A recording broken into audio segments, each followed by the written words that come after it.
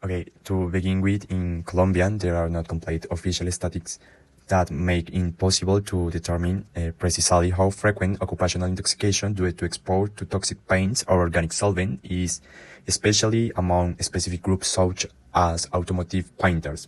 However, several studies conducted in Bogota have shown that desk workers are routinely exposed to organic solvents, including benzene, toluene, and xylene, often under working conditions that lack adequate safety and protection measures.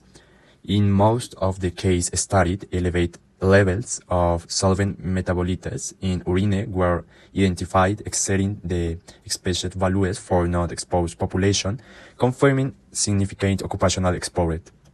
To understand the intoxication process, it's essential to consider that organic solvents enter the body mainly through the inhalation of vapors and through skin contact. Because they are volatile and lipophilic substance, they easily penetrate the human body. Once absorbed, they rapidly enter to bloodstream and are distributed to organs such as the lungs, brain, liver, and bone marrow. When this substance enters the body, it attempts to detoxify them through the liver via the cytochrome enzymatic system, particularly the enzyme CYP2A1. However, during this process, a phenomenon known as bioactivation occurs, in which reactive metabolites, free radical, and reactive oxygen species are generated.